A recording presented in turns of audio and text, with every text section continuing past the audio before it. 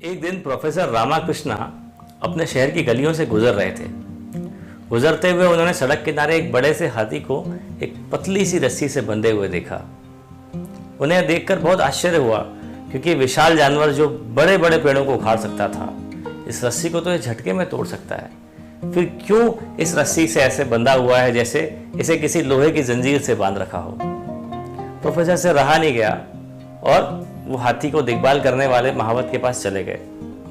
उन्होंने पूछा, सर ये बताइए कि ये हाथी मात्र एक पतली सी रस्सी से बंधे होने के बाद भी इसे तोड़ने का प्रयास क्यों नहीं कर रहा, जबकि ये जब चाहे इस रस्सी को बड़ी आसानी से तोड़ सकता है। महावत ने तब बताना शुरू किया। उन्होंने कहा कि ऐसा इसलिए होता है क्योंकि हाथी का बच्चा जब छोटा होता है तो बार बार इस रस्सी को तोड़कर भागने की कोशिश करता है, लेकिन वो कमजोर होने के कारण उस रस्सी को तोड़ नहीं पाता और ज़्यादा जोर लगाने पर उसे दर्द भी होता है। कभी कभी बहुत ज़्यादा जोर देने पर उसे खून भी निकल जाता था और आखिर में चोट के भय से मान लेता था कि वो कभी भी इस रस्सी को तोड़ नहीं सकता। हाथी का बच्चा बड़ा हो जाने पर भी यही समझता है कि उससे यह रस्सी तोड़ी नहीं जाएगी और वह कोशिश ही नहीं करता। इसी प्रकार वह अपनी गलत मान्यता और गलत धारणा के कारण एक छोटी सी रस्सी से बंधा रहता है, जबकि वह दुनिया का सबसे ताकतवर जानवरों में से एक है। ऐसा हमारे साथ भी बहुत बार होता है ना।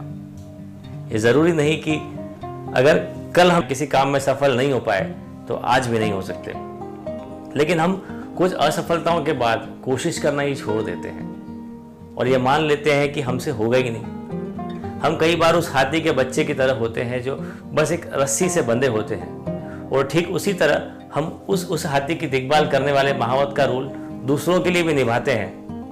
किसी का टीचर बनकर, किसी का दोस्त बनकर, किसी का बड़ा भाई या बहन बनके।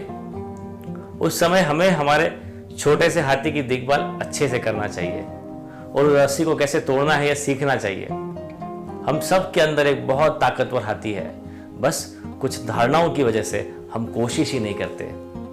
तो चलिए अपने आप को आजाद कीजिए उन सारी रस्सियों से, अपने अंदर के ताकतवर हाथी को पहचानिए और फिर से प्रयास कीजिए उस रस्सी को तोड़ने का।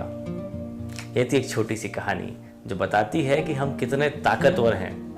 मुझे कमेंट बॉक्स में बताइएगा कि आपको यह कहानी कैसी लगी, और यदि आपको पसंद आई है तो इस कहानी को लाइक कीजिए, शेयर कीजिए अपने दोस्तों के साथ और सब्सक्राइब कीजिए मेरे YouTube चैनल को, ताकि आने वाली कहानियाँ आपको मिलती रहे।